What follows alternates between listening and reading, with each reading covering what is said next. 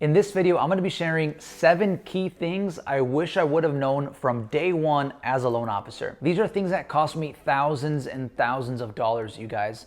And had I known them before, I probably would have saved money and also time. Time is money, you guys. So make sure you stay to the end of this video. It's just a few minutes, and I'm gonna be going over those 7 things that you have to know, that you should know, coming into the business as a new loan officer. That's gonna be huge in making sure that you succeed sooner rather than later. So without further ado, let's get started. All right, number 1 is that it doesn't have to be impossible, but you do need the support.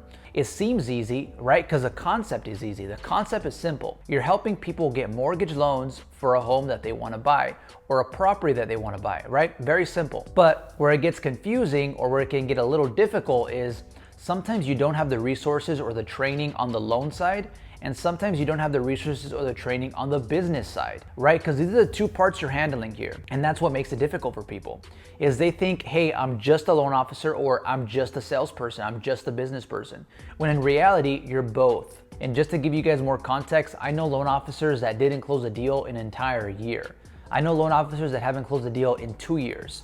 So it's not gonna be easy, you guys, but just because it's not easy, just because you haven't done a deal in 1 year or 2 years, doesn't mean it's impossible. Keep pushing, reach out for resources, tools, and training, and you will make it. All right, number 2 is the different type of loan officers. And this one cost me thousands of dollars, you guys, like literally thousands and thousands. And I'll give you guys a story in a bit. So there's 3 different types of loan officers. You have the retail loan officer. That's someone that's working at Wells Fargo, Chase, a credit union, US Bank, etc. Then you have the direct lender. This is a bank that only specializes in mortgages, and you're going to be a loan officer that works there. That's a direct lender. Then you have a mortgage broker. A mortgage broker is what I am right now. It's someone that has access to many banks. At the company I'm at here, we have access to over 160 different banks. There's really no best one depending on your situation. For example, there's 2 things that are going to be different here. Number 1 is the income or the pay. As a retail loan officer, you're gonna get a salary and you're gonna get a small commission on the loans that you do close, at least compared to these other 2. As a direct lender, you're gonna get a slightly higher commission, but you're gonna have higher interest rates because your commission, for the most part, is gonna be inside of the interest rate. So your rates are gonna be maybe 7%, whereas the mortgage broker that has wholesale rates are gonna be at maybe 6% or 5%. Now, not to get too complicated here, direct lenders are great because you also get a lot of tools. That's where I started. I started at a direct lender. It was great, no complaints. You know, they have a bunch of resources and tools. They really help you be a great loan officer. The only thing that I was running into was, which is the next thing, programs.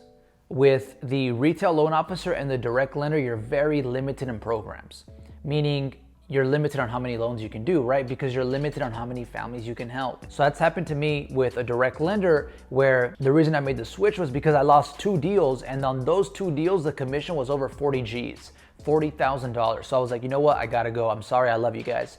So I left the direct lender, and now I'm at a broker. With the broker, you get those wholesale rates. So that's a simple breakdown about the differences. The one I personally recommend is a mortgage broker because you have access to so many different banks. All right, number 3 is understanding the importance and the difference of purchase business and refi business.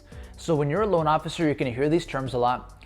What purchase business means is you're helping people, you're helping investors, whatever, purchase real estate, right? Purchase business, purchase real estate. With refi business, you're helping people refinance. Now, the reason it's important to know the differences and the reason purchase business is the most important in your business, or at least it should be, is because there's not always going to be refinances, right? And right now we're talking about building a business. When you're becoming a loan officer, you're building a business. So imagine building a business off of things that only happen once every 10 years. When the refi boom happened, when rates dropped, everyone jumped in to become a loan officer. All these companies popped up and they all went out of business once those rates increased because they built their businesses on refinance.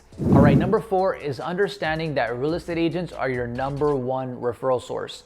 Now, this does not mean that you can't get leads or referrals from other places like TikTok, social media, you know, if you want to be on the radio, if you want to be on a billboard.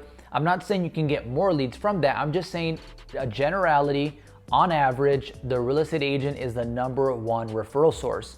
So what you need to do is, go after that, take advantage of that, but also understand that's going to require you to be a team player, because those are partnerships that you're going to create, almost friendships, right? Those are partnerships, friendships that you need to go out there and create. So if you're someone that's to yourself, if you're not a team player, if you're not going to be the person that's like, hey Bob, how can I help you? Hey Bob, do you have any clients that need help? Hey Bob, check out these interest rates. Hey Bob, check out my newsletter, right? You need to be of service. You need to deliver value, give value, just with your clients. Another thing is, don't take things personal. Not everyone's gonna wanna be your friend. So there's gonna be real estate agents that are not gonna wanna work with you. Don't take it personal. There's gonna be real estate agents that work with you for a month and then they stop sending you deals and they send it to someone else. Don't take it personal. That's another thing I wish someone would have told me. Don't take it personal. Real estate agents are not obliged to just work with you, right? They can work with whoever they wanna work with. So don't take it personal. In the beginning, I kind of took it personal when I was working with someone. We had a great thing going on and then they stopped sending me deals or they send it somewhere else, right? But get over it. I mean, that's all I can say, right? Get over it and get more realtors, deliver better service. That's the things you can control. Control that. Better service, more realtors. Better service, more realtors, and you'll do great. All right, number 5 is the power and the importance of having strong marketing materials. Now you're probably wondering, okay, that's kind of obvious, but let me explain. So when I was doing the business, I passed my license, I came in, I didn't know anything, right? You guys probably don't know anything. You're like, what's a loan? What's FHA? What's conventional? What's VA? What's bank statement? What's ITIN? What's jumbo? What's DSCR? What's P&L? You guys don't know what any of these things are. And you come into the business and a client comes in and they're like, tell me about P&L. Tell me about bank statement. Tell me about this. And you don't know anything. You don't even know the basics. You don't need to know everything, by the way. You just need to know the basics. But you're not going to know that. And that's where you run into trouble, because how can you pitch something? How can you communicate something, get someone interested in something if you don't know the basics? Or you don't know how to explain the basics? That's another point, right? It's not just understanding things, it's knowing how to explain things, knowing how to educate. So one thing that really helped me out in my business is creating marketing materials, and you can check them out on my website. I have packages. There's a bronze package, a silver, a gold, and then I'm also gonna come out with the diamond and a platinum very soon. So those are great, guys. And I'm not just saying that because on my website, I'm saying that because it changed my business. There's real estate agents, you guys, that are like, whoa, I love your materials. There's agents that work with me just because of the materials. The other day, I got a call from a real estate agent. I just saw him. I'm like, yo, here's a booklet. Here's a home buyer guide. He took it, never followed up with him, never really, pitched anything or anything like that. He calls me a week later, hey, can we co-brand on this booklet? I love it, it's crazy. I didn't even do anything, you guys. But the materials that I made communicate that well. And I made them myself. And I've spent thousands of hours, thousands of dollars on courses on how to teach, how to educate, how to make things simple. So my materials are all made by myself. They're very powerful, because what I noticed was the materials that your company gives you, you don't even understand them. You don't even read them. So how's the client going to read them? How's the client going to understand them? They're not going to. Knowing what they're worth to me now, I would pay, hundreds and thousands of dollars for those things, thousands of dollars for those materials, because they're that important to your business. So it's important to have those. You can make your own materials, right? I have like a booklet, I have a workshop, I have a trifold, I have a newsletter, I have a bunch of things, you guys. So I made all those things, and the reason they're so key is, like I said, it's gonna help your client, but it's also gonna help you. And it's gonna help your real estate agents, because you're also gonna be able to educate them, service them, right? So this changed my business. Another point here is, when you're prospecting, you need something to deliver, you guys. You can't just be like, hey, my name's Enrique, I'm a loan officer. I mean, you can, but it's not really gonna communicate well. It's not gonna convert well. But what you can do is like, here's a booklet, here's a trifold, here's this, here's that. I have a workshop coming up, I have this, I have a newsletter. All those things mean something. They convert better instead of like, I'm a loan officer. And it's gonna make you more motivated to go out there and prospect if you have these tools, these materials. So make sure you check out my website, guys. It's powerful content, great stuff. It's gonna change your business.